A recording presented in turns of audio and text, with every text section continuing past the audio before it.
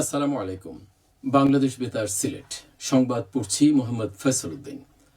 মুক্তিযুদ্ধের চেতনা সমুন্নত রেখে নতুন বাংলাদেশ গড়ে তোলার প্রত্যয়ে গতকাল দেশে যথাযোগ্য মর্যাদায় পালিত হয়েছে মহান স্বাধীনতা ও জাতীয় দিবস। ১৯৭১ সালের ২৫শে মার্চ রাতে পাকিস্তানি হানাদার বাহিনী নিরীহ নিরস্ত্র বাঙালির উপর নির্মমভাবে ঝাঁপিয়ে পড়ে। তারা নির্বিচারে বর্বর হত্যাকাণ্ড চালায়। স্বাধীন সার্বভৌম বাংলাদেশ প্রতিষ্ঠার লক্ষ্যে ২৬শে মার্চ শুরু হয় স্বাধীনতার লড়াই। এরপর ৯ মাস রক্তক্ষয়ী যুদ্ধের মাধ্যমে বাঙালি জাতি চূড়ান্ত বিজয় অর্জন করে। পৃথিবীর মানচিত্রে আত্মপ্রকাশ ঘটে স্বাধীন সার্বভৌম বাংলাদেশের। প্রত্যুষে ৩১ বার তোপধ্বনির মধ্য দিয়ে দিবসের কর্মসূচির সূচনা হয়। স্বাধীনতা ও জাতীয় দিবস উপলক্ষে রাষ্ট্রপতি মোহাম্মদ শাহাবুদ্দিন ও প্রধানমন্ত্রী তারেক রহমান পৃথক বাণী দিয়েছেন।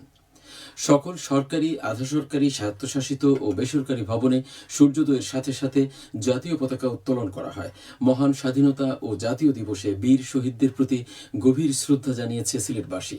ভোরে আলো ফুটতেই কেন্দ্রীয় শহীদ মিনারে নেমে আসে মানুষের ঢল। বিভিন্ন শ্রেণী পেশার মানুষ পুষ্পাঞ্জলি প্রদানের মাধ্যমে শহীদদের প্রতি শ্রদ্ধা নিবেদন করেন।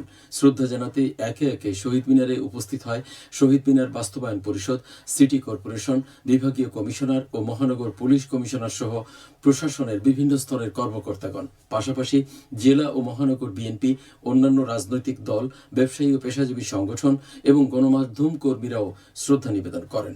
দিবসটি উপলক্ষে জেলা প্রশাসনের উদ্যোগে নেওয়া হয় দিনব্যাপী নানা কর্মসূচি। এর মধ্যে ছিল আলোচনা সভা, র্যালি, ফ্রি মেডিকেল ক্যাম্প ও রক্তদান। বিভিন্ন সামাজিক ও সাংস্কৃতিক সংগঠনও নিজস্ব উদ্যোগে আয়োজন করে নানা অনুষ্ঠান। শিক্ষা প্রতিষ্ঠানগুলোতেও যথাযোগ্য মর্যাদায় পালিত হয়েছে দিবসটি।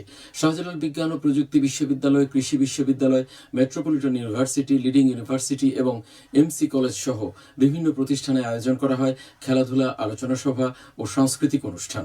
জেলা স্টেডিয়ামে অনুষ্ঠিত হয় জাতীয় পতাকা উত্তোলন, কুচকাওয়াজ ও শারীরিক কসরত প্রদর্শনী। সিলেটের বিশ্বনাথে অনুষ্ঠিত হয় কুচকাওয়াজ ও বীর মুক্তিযোদ্ধা এবং শহীদ মুক্তিযোদ্ধা পরিবারবর্গের সম্মানে সংবর্ধনা।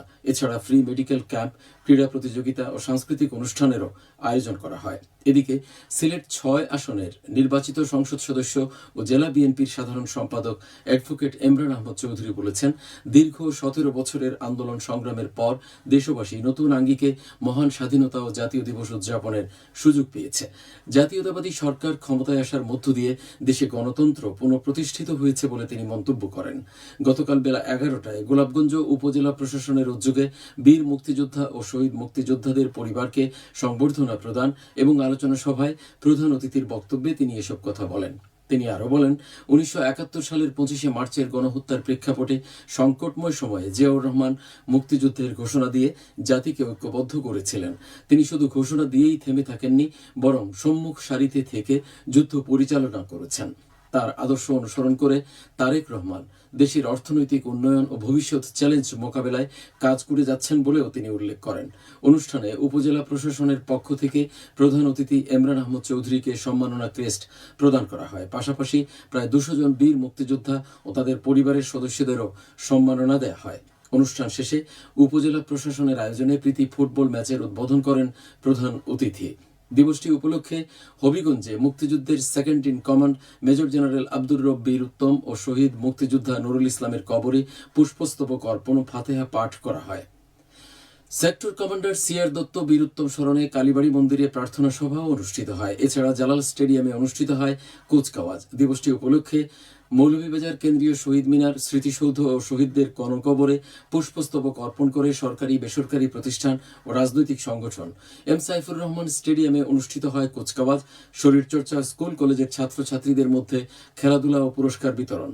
শিল্পকলা একাডেমিতে বীর মুক্তিযোদ্ধা ও শহীদ বীর মুক্তিযোদ্ধা পরিবারের সদস্যদের সংবর্ধনা প্রদান ও আলোচনা সভা অনুষ্ঠিত হয়। এছাড়া তথ্য অধিদপ্তরের উদ্যোগে শহরের উন্মুক্ত স্থানে মুক্তিযুদ্ধ বিষয়ক তথ্য প্রামাণ্যচিত্র প্রদর্শন করা হয়। দিবসটি উপলক্ষে সুনামগঞ্জ জেলা স্টেডিয়ামে পতাকা উত্তোলন, জাতীয় সঙ্গীত পরিবেশন, শিক্ষার্থীদের কুচকাওয়াজ ও ডিসপ্লে প্রদর্শন এবং অভিবাদন গ্রহণ অনুষ্ঠিত হয়। এছাড়া বীর মুক্তিযোদ্ধা ও শহীদ বীর মুক্তিযোদ্ধা পরিবারের সদস্যদের সংবর্ধনা এবং আলোচনা সভা অনুষ্ঠিত হয়। সুনামগঞ্জের দিরাই উপজেলার উজানধল গ্রামে আজ থেকে শুরু হচ্ছে 2 দিনব্যাপী শাহ আব্দুল করিম লোক উৎসব 2026। 21 পদকপ্রাপ্ত গণমানুষের কবি ও বাউল সম্রাট শাহ আব্দুল করিমের 110তম জন্মবার্ষিকী উপলক্ষে এই উৎসবের আয়োজন করা হয়েছে। আয়োজক সূত্রে জানা যায় 27 ও 28 মার্চ উজানধল মাঠে অনুষ্ঠিত হবে এই লোক উৎসব। প্রতিদিন বিকেল 3:30 থেকে শুরু হয়ে অনুষ্ঠান চলবে ভোর পর্যন্ত। এতে দেশের বিভিন্ন প্রান্ত থেকে আগত বাউল শিল্পী, লোকসঙ্গীত শিল্পী ও সাংস্কৃতিক ব্যক্তিত্বরা অংশ নেবেন। উৎসবে শাহ আব্দুল করিমের কালজয়ী গান পরিবেশনের পাশাপাশি বাউল দর্শন ও লোক সংস্কৃতি নিয়ে আলোচনা সভারও আয়োজন থাকবে। তার বিখ্যাত গান শুনবে কি বুঝবে কি ওরে ও মন বদ্ধা, এই দুনিয়া মায়াজালে বান্ধা সহ আরো অনেক জনপ্রিয় গান পরিবেশিত হবে বলে জানিয়েছেন আয়োজকরা। অনুষ্ঠানে সর্বস্তরের মানুষকে উপস্থিত থাকার জন্য আমন্ত্রণ জানানো হয়েছে।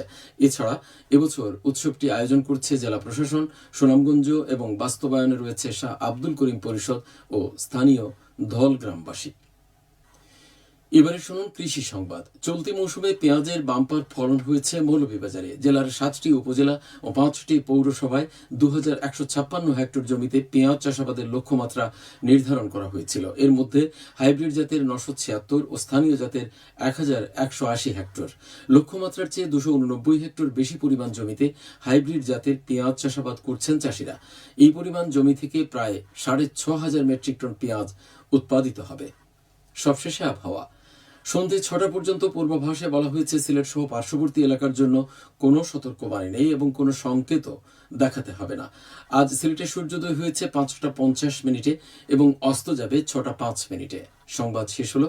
আমাদের পরবর্তী স্থানীয় সংবাদ প্রচারিত হবে বিকেল 4:30টায়। শোনার আমন্ত্রণ রইল।